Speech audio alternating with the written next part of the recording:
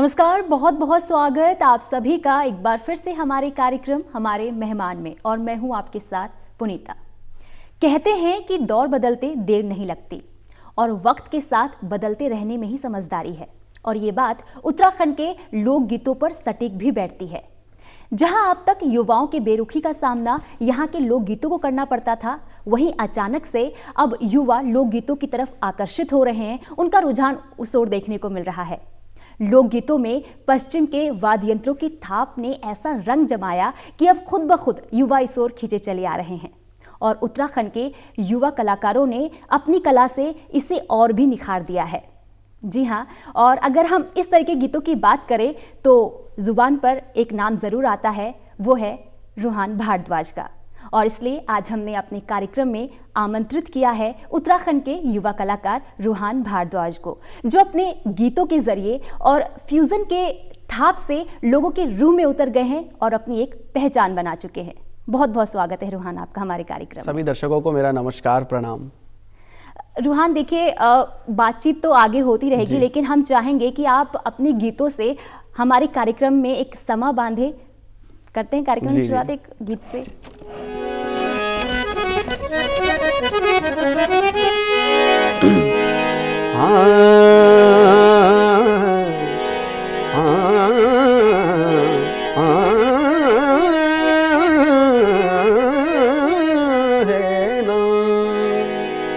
ढोल बजी दमाऊ बजी गे मसिका, ढोल बजी दमाऊ बजी गे मसिका, जन बुढ़िया सब छोरा नाचिला तू ना चलो कसिका, घपुरोल मचलो तब ओलीन रसाण। हाँ अरे हाँ, अब लगा लो मंडाण, अब लगा लो मंडाण, अब लगा लो मंडाण, अब लगा लो मंडाण। धन्यवाद। बहुत खूब। देखिए रूहान, ये अगर हम पूछेंगे कि कैसे रुझान आया तो ये कहना गलत होगा, क्योंकि पूरी की पूरी फैमिली आपके म्यूजिक से जुड़ी हुई है। तो कह सकते हैं कि संगीत आपको विरासत में मिली है। तो यही जानना चाहेंगे कि आखिर आपने एज अ सिंगर कब से शुरुआत की, कितना टाइम हो गया आपको इस फील्ड में?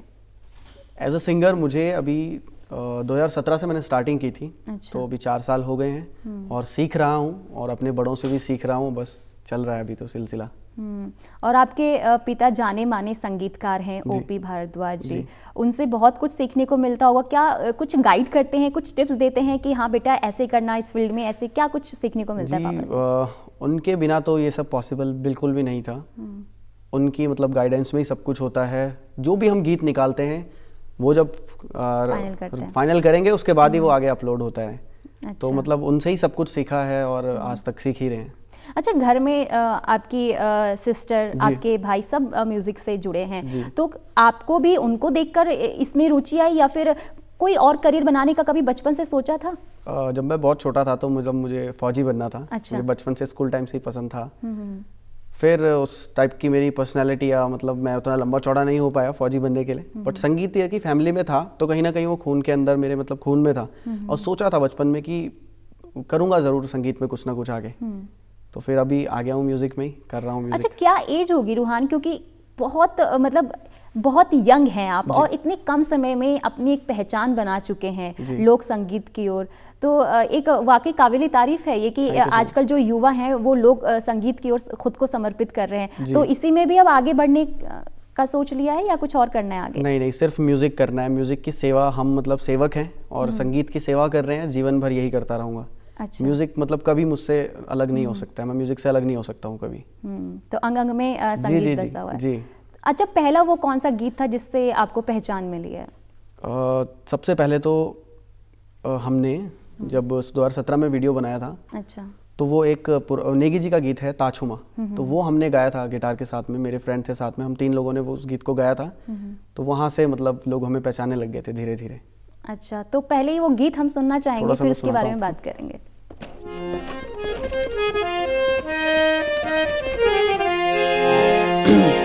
ताछुमा चुमले धिंग तालो, ताछुमा चुमले धिंग तालो, ताछुमा चुमले धिंग तालो, ताछुमा चुमले धिंग तालो, झगुला झमरा छण मणांद, झगुला झमरा छण मणांद, रम झम को थीग जांद, कै गवा की अरे कै गवा की होली शबांद, कन भल दिखांद, कै गवा की होली शबांद। ता छुमा छुमले धिंग तालो, ता छुमा छुमले धिंग तालो, धिंग धिंग धिंग। इस गीत को हमने गिटार के साथ में किया था और फिर उसे सोनू निगम सर ने शेयर किया, बादशाह सर, सब ने मतलब अप्रिशिएट किया, तो बहुत अच्छा लगा हमें। हमने सोचा नहीं था कि इतना लोग प्यार देंगे। तो पहली ही गीत से आपने मतलब आसमान छू लिया, कहना गलत नहीं होगा ये? नहीं ऐसा कुछ नहीं है मैम। अच्छा, सोनू निगम की तरफ से अप्रिशिएशन मिला, लेकिन सोशल मीडिया आपकी लाइफ में एक बहुत बड़ा कंट्रीब्यूशन रहा है उसका। किस तरीके से आप देखते हैं इसको? कितना अगर कहीं आज के ज़माने में सोशल मीडिया जो है कलाकारों के लिए, जिनको एक प्लेटफॉर्म नहीं मिल पाता था, क्योंकि आप एक जीता जागता उनका सबूत हैं कि सोशल मीडिया से ही आपको पहचान मिली है जी, क्या कहेंगे? सोशल मीडिया को मैं मतलब भगवान ही मानूंगा, क्योंकि सोशल मीडिया की वजह से हम लोग आगे आ पाए। और मैं सबको भी मतलब यही कहता हूँ कि जो आपका टैलेंट है आप उस पर पहले तो वर्क करिए। अगर आप किसी भी फील्ड में, म्यूजिक में हैं या आप एजुकेशन, क्योंकि आजकल की डेट में सोशल मीडिया सबसे इम्पॉर्टेंट है, लेकिन उसको मतलब अगर हम पॉजिटिव तरीके से अगर हम उसको यूज़ करते हैं तो हमारे लिए बेस्ट है। मैं तो मतलब धन्य मानता हूँ कि सोशल मीडिया आया, जिससे नए नए बच्चे, नए नए कलाकारों को मौका मिला आगे आने का। तो किस तरीके से आपने सोचा था जब अपने पहला गीत सोशल मीडिया पर लेकर आए? क्या प्लानिंग करके आए थे या फिर ऐसे ही आपने दोस्तों के साथ बनाया और वो गाना हिट हो गया? हमारी कोई भी प्लानिंग नहीं थी इसमें। ये मतलब बद्री विशाल, बाबा केदार की कृपा है कि हमने मतलब कुछ सोचा भी नहीं था कि ये फेमस होगा। हमने व्यूज़ सोचे थे उस समय 5000 व्यूज़ भी आ जाएं बहुत है, लेकिन जब हमने उसको डाला था, क्योंकि हमें व्यूज़ का मतलब नहीं था उस समय पता, तो वो 15 लाख से भी ऊपर हो गया था कुछ ही घंटों में। फिर सभी पेजेस ने उसे अपलोड किया, बहुत सपोर्ट किया यहाँ के लोगों ने, मतलब तो इस तरीके से हुआ है। तो आगे क्या रूहान सुनाने वाले हैं आप हमें? बहुत सारे गीत हैं, अभी आप बताइए, आपको सुनाते हैं अच्छे अच्छे गीत। जी बिल्कुल, हम चाहेंगे जो लोग वैसे तो सारे आपके गीत हैं जो दर्शक आप पसंद करते हैं, एक ऐसा गीत आप सुनाएं हमें जिस सबसे ज़्यादा प्यार मिला हो दर्शकों से। जी ऐसे कई सारे गीत हैं, मैं पहले अपने पापा का एक गीत सुनाता हूँ आपको। गीत का नाम है निरपंखी माया। काफ़ी पहले पापा ने इसे लिखा था। अच्छा। और ये 2018 में मैंने इसे फिर निकाला एक बार।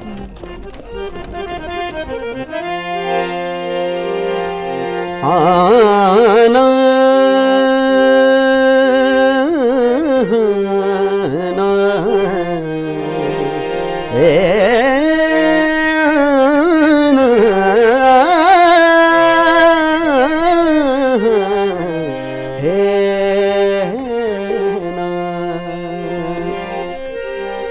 भूल गे तुम डाली, भूल गे तुम डाली,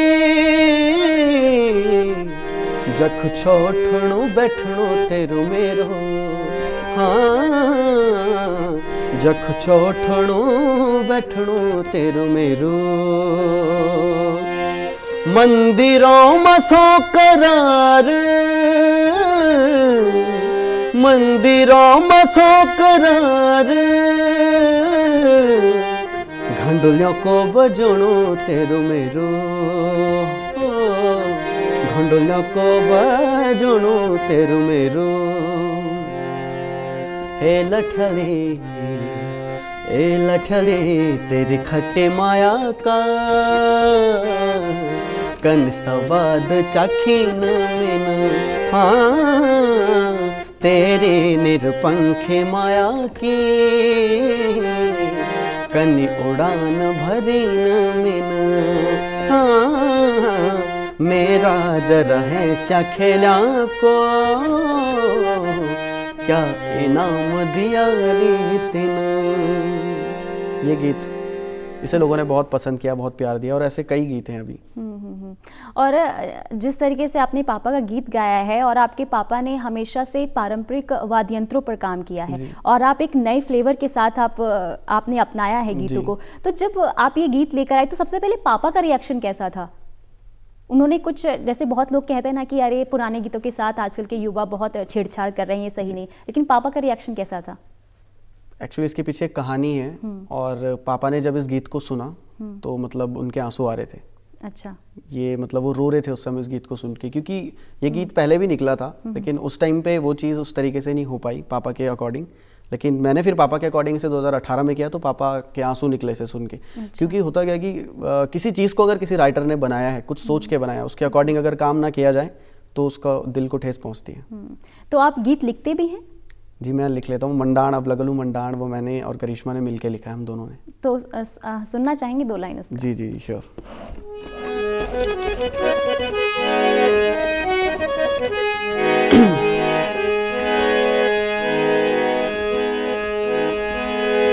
ढोल बजी दमाऊ बजी गे मसिका, जन बुढ़िया सभी छोरा नाचिला तू नाचल कसिका, घपरोल मचलो तब ओलीन रसाण, हाँ अरे हाँ अब लगा लो मंडाण, अब लगा लो मंडाण, अब लगा लो मंडाण, अब लगा लो मंडाण।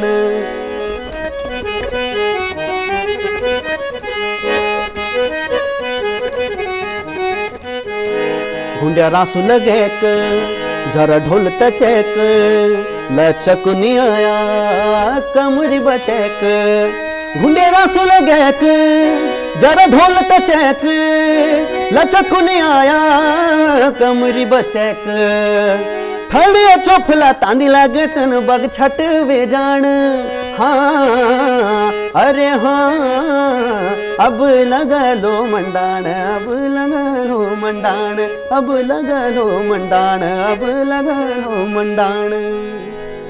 ये गीत है जो आजकल हर फंक्शन में सुनने को मिलता है। यहीं से आपकी जोड़ी भी काफ़ी हिट रही थी, आपकी और करिश्मा की। और अगर हम कहें संगीत की भाषा नहीं होती है, भले ही लाइन कोई ना समझ पाए लेकिन हर कोई इस म्यूज़िक को पसंद कर रहा है। जी। देखा है मैंने, कमेंट्स बहुत अच्छे कमेंट्स आते हैं आपके जो गीत होते हैं, म्यूज़िक को लेकर काफ़ी तारीफ़ें मिलती है। अच्छा ये बताइए, संगीत की ओर तो आपका रुचि बचपन से ही रहा है क्योंकि फैमिली बैकग्राउंड ऐसा रहा है। पढ़ाई में कभी रुचि रहा है या फिर हमेशा बचपन से ही सोच लिया था कि भाई मुझे तो मेरी फैमिली म्यूज़िक में है, मुझे भी उसी में करियर बनाना है? पढ़ाई में कैसे थे आप? हाँ पढ़ाई में मतलब मैं एवरेज था, कोई ज़्यादा तेज भी नहीं था। अच्छा। एवरेज था।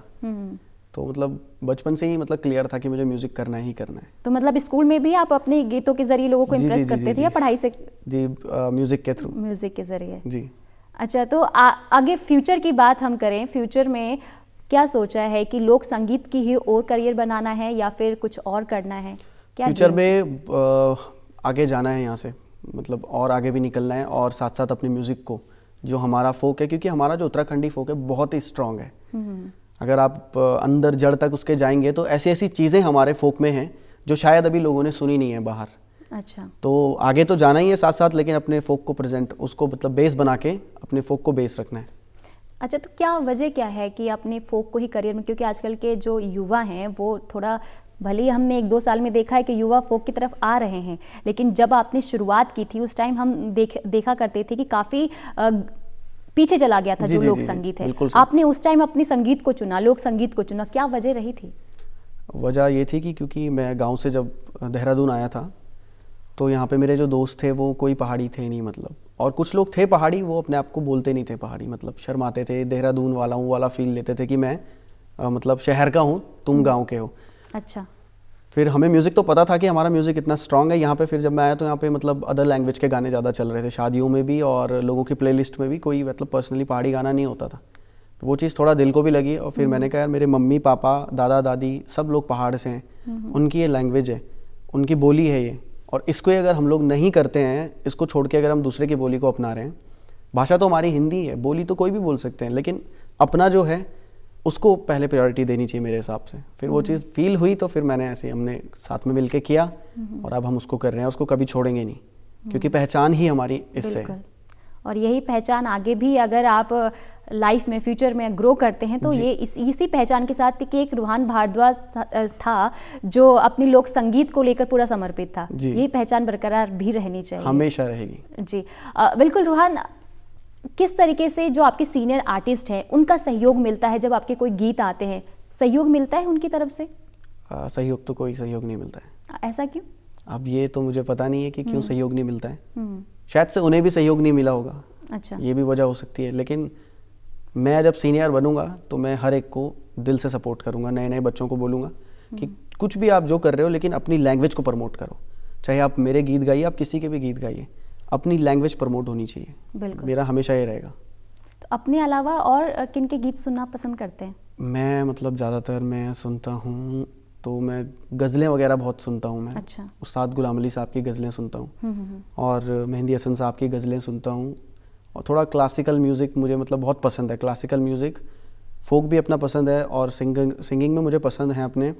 एक तो मेरे पापा की गायकी मुझे बहुत डिफरेंट लगती है, इसलिए नहीं कि मेरे पापा हैं, एक्चुअली आप कभी उन्हें सुनेंगे तो उनकी गायकी अलग है। चंद्र सिंह राही जी की गायकी मुझे बहुत पसंद है, अलग स्टाइल है क्योंकि थोड़ा सा क्लासिकल टच भी है उसमें। और अपने गोपाल बाबू गोस्वामी जी कुमाऊँ से, तो मतलब फोक में मैं बहुतों को सुनता हूँ। नेगी जी के गीत भी सुनता हूँ, मुझे बहुत पसंद है। इंस्पिरेशन कौन है? अगर हम आपके पापा के अलावा बात करें तो किससे आप अपना आइडल मानते हैं? मैं अगर सच बताऊं तो मैं अभी तक मैं ये डिसाइड नहीं कर पाया। अच्छा। मैं सिर्फ संगीत की सेवा कर रहा हूँ। ऐसे मैं किसी को मतलब फॉलो नहीं करता हूँ उस तरीके से कि मुझे उसके जैसा बनना है। अब बाबा केदार जहाँ भी मुझे लेके जाएंगे, लेकिन मैं सिर्फ म्यूज़िक को समर्पित हूँ। अब वो जो भी उनका आशीर्वाद होगा, जैसा भी होगा फ्यूचर में। रूहान, हम चाहेंगे एक और गीत आप हमें सुनाएं। जी बिल्कुल, मैं एक और गीत सुनाता हूँ। ये पापा ने लिखा था ये भी। अच्छा।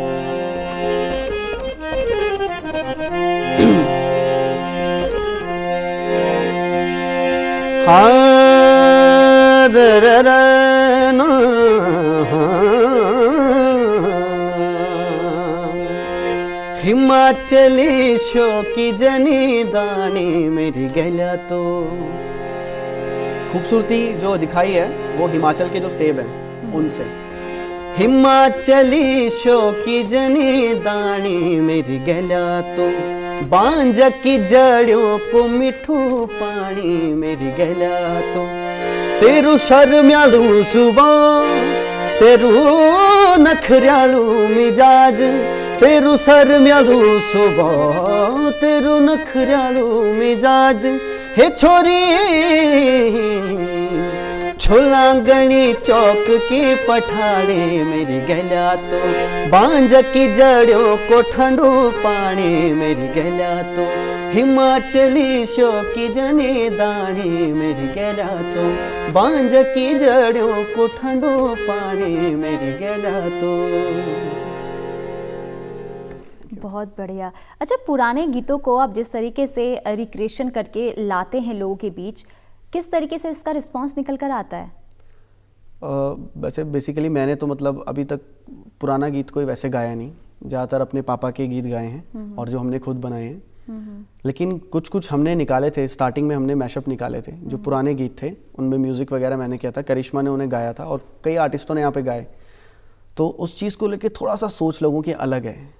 यहाँ पे लोगों को लगता है कि मतलब आज जैसे मेरा गाना है अब लगलू मंडाण, 20 साल बाद ऑब्वियसली ये वो हाइप में नहीं रहेगा उस तरीके से, तब तक और चीज़ें आ जाएंगी। अगर कोई नया बच्चा इस गीत को गाता है नई तरीके से और अभी इस पे 26 मिलियन व्यूज़ है, कल को अगर उस पर 50 मिलियन होते हैं तो मुझे खुश होना चाहिए कि मेरा गीत आगे गया, मेरी लैंग्वेज का, हमारी भाषा का गीत आगे गया। तो ये चीज़ थोड़ा सा यहाँ पे लोग नहीं सोचते। लोगों को लगता है कि आपने ये गीत आपने चुराया है।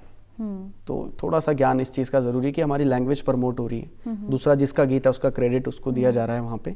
और जो गीत पुराने हो गए हैं, हमने बेसिकली इसीलिए उस टाइम पे भी किए थे शुरू में कि कुछ गीत जब एक समय के बाद धीरे धीरे पुराना होता है सब कुछ, तो उसके बाद उसे नए तरीके से करें तो लोग नया पसंद करते हैं। पर कुछ लोग तो ये कहते हैं कि पुराने गीतों के साथ जिस तरीके से मैशअप किया जा रहा है वो सारी चीज़ें अब ख़त्म हो रही है, तो कुछ लोग उसे पसंद भी नहीं करते क्योंकि काफ़ी नेगेटिव कमेंट भी सुनने को मिलते हैं। हाँ, उसमें मैं बताता हूँ आपको 10 मतलब 10 से 20% लोग हैं जो नहीं पसंद करते हैं। बाकी जो 80% लोग हैं वो लोग बहुत पसंद करते हैं। हमें पर्सनली मतलब मिलते हैं और बहुत तारीफ़ भी करते हैं, बोलते हैं अच्छा किया आपने, ये गीत हमने अपने बचपन में सुना था, आज इतने टाइम बाद आपने ये गीत को किया है तो नए तरीके से किया। कई लोगों को बहुत पसंद है। अच्छा, अगर हम उत्तराखंड के लोकगीतों की बात करें, काफ़ी पीछे है। अगर पंजाब की देखें, हरियाणा, राजस्थान, गुजरात, काफ़ी लोग उसे गाते भी हैं, प्रमोट भी करते हैं। क्या वजह आपको लगता है कि आखिर क्यों उत्तराखंड के लोकगीतों को लोग पसंद नहीं करते, क्यों इतना पीछे हैं? मुझे जो लगता है कि मतलब प्रॉपर म्यूज़िक अभी भी उत्तराखंड का बाहर पहुंच नहीं पाया है, और जब उनके पास वो चीज़ें पहुंचेंगी जो असली हमारा है फोक उत्तराखंड का, अभी जो आजकल जो गीत या पहले भी जो गीत आ रहे हैं जो डीजे पे बजते हैं वो कोई फोक नहीं होता है, पहली बात। मतलब वो लोकगीत नहीं होते हैं। चाहे हमारा ही गाना क्यों ना, हमारा अब लगा लो मंडानी, ये सब ये नए तरीके के गाने हैं, ये फोक में नहीं आएगा, मतलब पुराने उसमें नहीं आएगा, ये लोकगीतों में। तो जब असली जो म्यूज़िक है जो पुराने लोगों ने बनाया है, जो बड़े बड़े लोग रहे उन्होंने जो बनाया है, वो जब बाहर पहुँचेगा ना आगे तो लोग डेफिनेटली पसंद करेंगे, इतना मुझे पता है, क्योंकि उसमें बहुत जान है, बहुत ही जान है। तो आपकी ओर से क्या फ्यूचर में कदम उठाया जाएगा कि जो लोकगीत हैं वो आगे भी ऐसे निरंतर चलता रहे? हमेशा चलता रहेगा, मैं तो मतलब ज़रूर करूँगा। क्या फ्यूचर में क्या सोचा है करने के लिए? मेरा जो प्लान है मेरा ये कि मुझे मुंबई जाना है। अच्छा। और वहाँ पे कुछ करना है आगे, उसके बाद अपने म्यूज़िक को, जो हमारा जो फोक है उसमें कुछ करना है। तो आगे मुंबई जाकर क्या करना है? सिंगिंग में ही करियर बनाना है या फिर वहाँ पे जाने का क्या मकसद क्या है? सिंगिंग में ही करियर बनाऊंगा ऑब्वियसली। अच्छा। सिंगिंग और बाकी म्यूजिक डायरेक्शन भी करता हूँ, हमारे सारे गानों का म्यूजिक मैं खुद ही तो करता हूँ। पहले वहाँ जाके हिंदी गानों को अपनाना है फिर फोक हिंदी तो मतलब मैं पहले से भी गाता था। अच्छा। अभी भी गाता हूँ, गज़ल वगैरह हिंदी हर टाइप के गाता हूँ, लेकिन जो चल रहा है अभी जिसके थ्रू लोग हमें पसंद भी कर रहे हैं और जो हमें खुद भी पसंद है वो हमारा म्यूजिक है, लोक संगीत जो हमारा फोक है। तो वहाँ पे जाके हिंदी भी करेंगे, लेकिन कुछ अपना भी ज़रूर उन्हें सुनाएंगे ताकि उन्हें पता चले कि अच्छा ये भी कुछ चीज़ है, अलग चीज़ है। जैसे अगर हम जुबिन नौटियाल की बात कर लें, वो एक बड़े नाम बन चुके हैं बॉलीवुड में, लेकिन कहीं ना कहीं वो अपने पहाड़ी कल्चर को भी प्रमोट करते हैं। जी ज़रूर। तो क्या एक और गीत हम आपसे सुनना चाहेंगे, क्या सुनाएंगे आप हमें?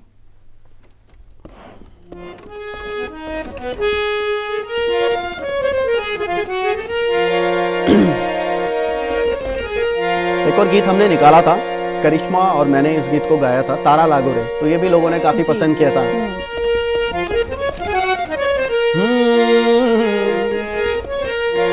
तारा लागो रे, तारा लागो रे, तारा लागो रे, तारा लागो रे, तारा लागो रे, तारा लागो रे, तारा लागो रे, तारा लागो रे। हैस छोरी तू दिल खोली के, तेरी दांतुड़ा प्यारा लागो रे। हैस छोरी तू दिल खोली के, तेरी दांतुड़ा प्यारा लागो रे।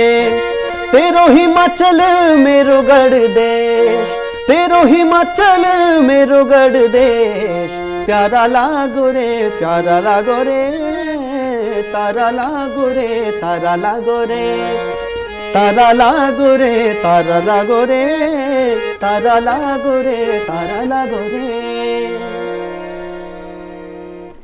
बहुत खूब। Thank you. आप स्टेज परफॉर्मेंस भी देते हैं जी। कैसा अनुभव रहता है जब आप अपने शहर से दूसरे शहर में जाकर लोगों के बीच जाते हैं और अपने लोक गीतों को गाते हैं? किस तरीके से अनुभव आपका वहाँ रहता है, क्या एक्सपीरियंस निकल कर सामने आता है? बहुत ही मतलब अमेजिंग रहता है, मतलब बहुत मज़ा आता है। जैसे हम जो भी हमारे पहाड़ी भाई बहन भाई लोग हैं यहाँ से जो बाहर रहते हैं काफ़ी टाइम से, फिर जब वो अपना फोक सुनते हैं, अपना वो म्यूज़िक सुनते हैं, तो वो लोग खूब जम के नाचते हैं और हमें बहुत मज़ा आता है।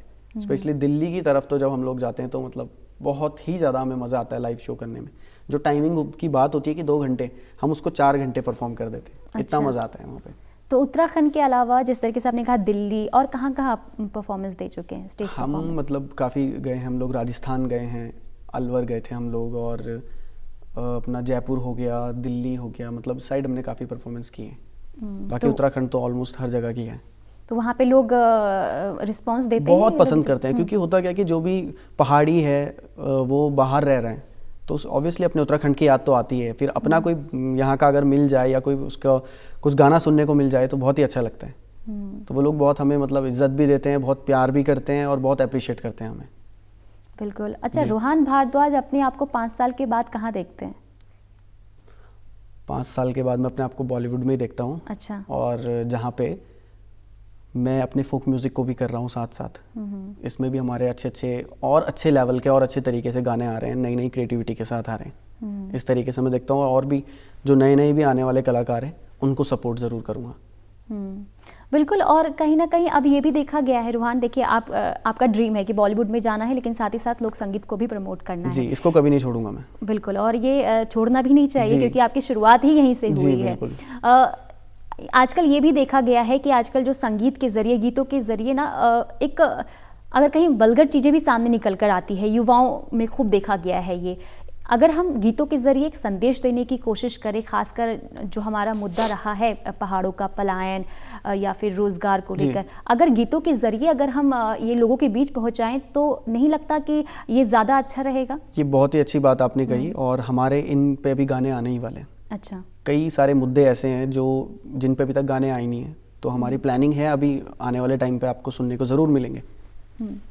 तो क्या सोचकर आप जब कोई गीत लिखते हैं, क्योंकि आपने गीत लिखते भी हैं और 10-12 से ज़्यादा गीत लिख चुके हैं, तो क्या सोचकर आप जब गीत लिखते हैं, क्या दिमाग में चलता है, किस तरीके से गीत लेकर आते हैं?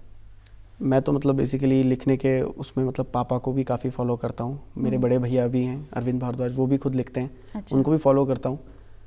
तो बेसिकली मैंने अभी तक कोई ऐसी चीज़ तो लिखी नहीं है कि जो उत्तराखंड की चीज़ों को दिखाए। वो पापा ने लिखा है, भैया ने लिखा है। मैं बेसिकली यूथ पे काम कर रहा हूँ कि यूथ को अभी क्या चाहिए, तो हम लोग उन पे अभी वर्क करते हैं। जैसे उन्हें आजकल क्या हो रखा है कि सबको सिर्फ नाचना है।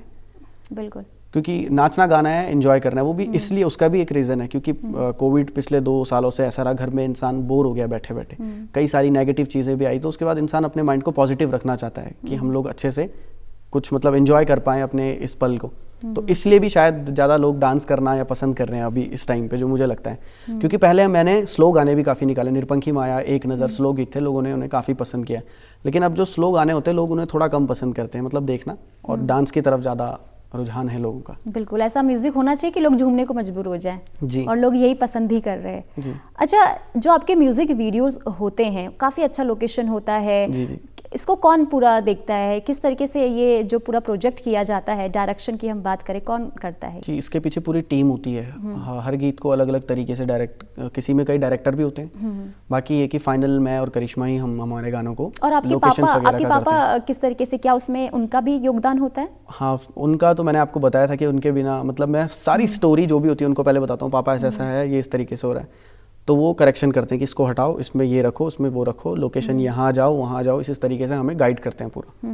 बड़ी सिस्टर हैं पूजा भारद्वाज जी। अच्छा। म्यूजिक टीचर हैं। अच्छा। वो हमें बहुत अच्छे से गाइड करती हैं, दीदी गाइड करते हैं, मतलब फैमिली में हर कोई गाइड करता है। तो जो कोई गीत जब आप लिखते हैं या फिर बनाने का सोचते हैं, तो ये लेकर आप दोस्तों के पास जाते हैं या अपनी फैमिली मेंबर के पास जाते हैं? फैमिली के पास। अच्छा। मैं दोस्तों को भी सुनाता हूँ, लेकिन वो सिर्फ अपना एंजॉय देखते हैं उसमें कि हाँ ये गाना अच्छा लग रहा है, ये चलेगा, इस तरीके से। लेकिन जो त्रुटियां होती हैं वो घर वाले ही बताते हैं। इवन मेरी मम्मी को तक पता रहता है कि ये चीज़ यहाँ पे ना अच्छा नहीं गाया, इसको ऐसे गाओ, इसको वैसे गाओ। पापा को तो मतलब फैमिली का सबसे इम्पोर्टेंट है, फैमिली का सपोर्ट।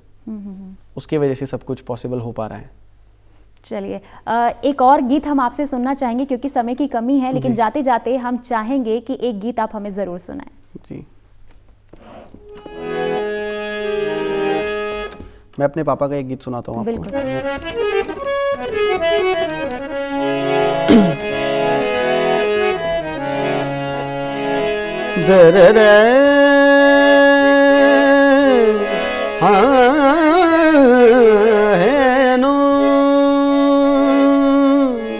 ये पलायन के ऊपर ही पापा ने गीत बनाया है। बांझ बुरास कुले की डाली, बांझ बुरास कुले की डाली, डांडियो माँ झुमणी